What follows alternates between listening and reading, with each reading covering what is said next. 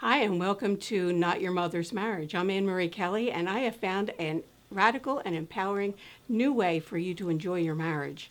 And it's one that you would be interested in if you don't want to give up your independence or your identity or your personal power in the process of being married. And seriously, it is not your mother's marriage. So we're coming up to the new year, and you might be thinking about goals, or maybe you're too mired in the Christmas holidays, but I'm going to encourage you to think about goals and think about goals in your relationship. Do you know that January is the time when most divorces are filed? So I was thinking about that, and I thought, what makes women decide to get divorced, to file for divorce in January? So what I'm going to suggest to you this year for you and your sweetie is to give your marriage or your relationship the 5-year treatment. So I have a couple of tips for you. The first one is go out with your sweetie and go out for a drink, go out for a cup of coffee, and have that curiosity conversation. That's the one where you talk about the 5-year marriage and say, I think that kind of makes sense. I'd like to see what our marriage could be for just 5 years instead of till we're dead. What do you think about that? And presuming that your sweetie is on board with that, then what you need to do is to take some time alone to think. Think about, what do I want over the next 5 years? If we have just a 5-year marriage, what do I want?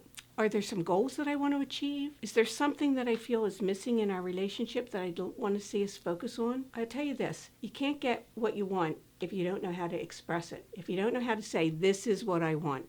You have to be able to put it into words, and in the case of marriage or a relationship, you have to be able to say it to your partner. This is what I want. So take some time alone to think about those things. Then the next thing you do is, you've had the curiosity conversation, you figured out what it is that you want. The next thing is I'm going to tell you not to go out for a drink, but to go out for a cup of coffee with your spouse. We always call them the family meetings. Alcohol can sort of muddy the waters a little bit, so you want to just go out and have a cup of coffee and say, you're both going to do this alone time and figure out what you want. And then compare your list. What is it that you want? Maybe you want to ramp up your career. You've had the kids, you want to ramp up your career, and you're doing too much of the house stuff. So maybe what you want is to split your responsibilities. You had an agreement before. In the 5-year marriage, what we talk about is that sometimes you need to renegotiate your agreements or throw out some old agreements and bring in some new ones. So what is it that you want? What is it that your partner wants? And then figure out a 5-year plan for how you're going to make those things happen. Your 5-year plan should include your personal goals and your couple goals. So maybe he wants to do 2 or 3 things in his next 5 years, and you want to do 2 or 3 things personally. And then there are a couple things you want to do as a couple. Figure out what those things are. Maybe he wants to take more time off. Maybe you want to ramp up your career, but as a couple, maybe you want to spend more time traveling. Okay, so those are 3 things that you can create a 5-year plan. How is he going to be able to take more time? What are you going to do to ramp up your career? What will that mean? Will it mean more travel? Does that mean he's going to have more responsibilities at home? How will that be? And come up with a plan. Where do I want to go in the next 5 years? Do I want to go to all 50 states? Or is my plan to be able to go to Europe?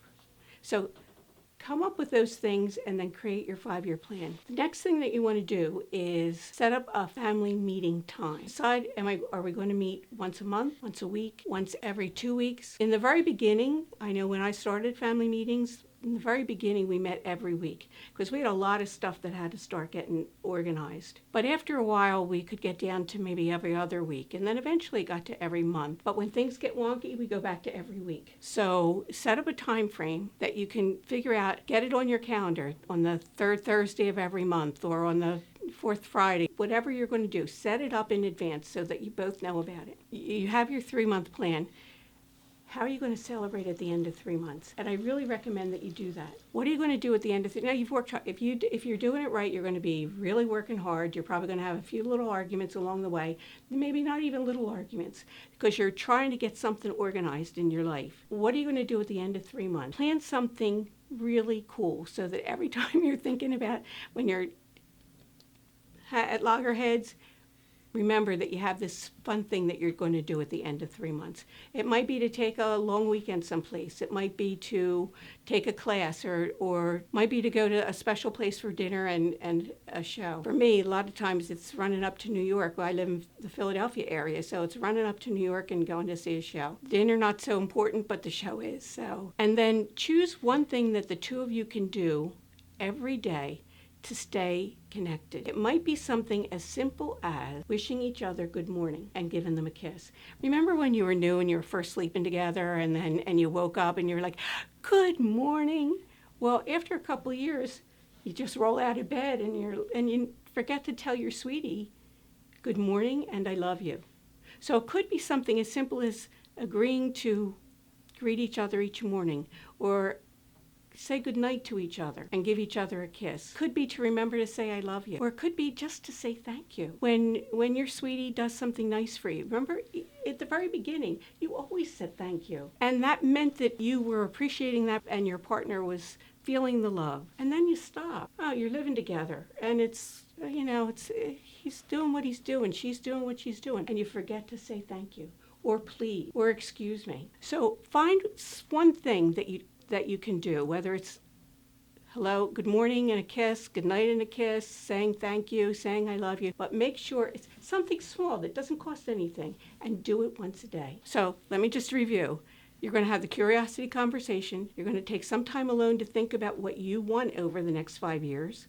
You're going to go out for a coffee with your sweetie and find out what your sweetie wants in the next 5 years. You're going to figure out what those things are that you can put into a 5-year plan, and then you're going to come up with that plan. Set up your family meetings for 3 months, plan something fabulous for the end of 3 months, and find one little thing that you can do with each other that just reminds you that you love each other. Makes your partner feel special. So that's today's episode. If you want more about the 5-year marriage, you can go to 5yearmarriage.com. You can find me on Facebook at 5-year marriage or Instagram at 5-year marriage. And get on my mailing list, because then you'll know everything that's happening, the hottest things that are going on when I start my next class. And you can read my blog and get more tips. I'm glad you came today. Thank you so much. And I look forward to seeing you the next time. Have a fabulous new year. Jen's on.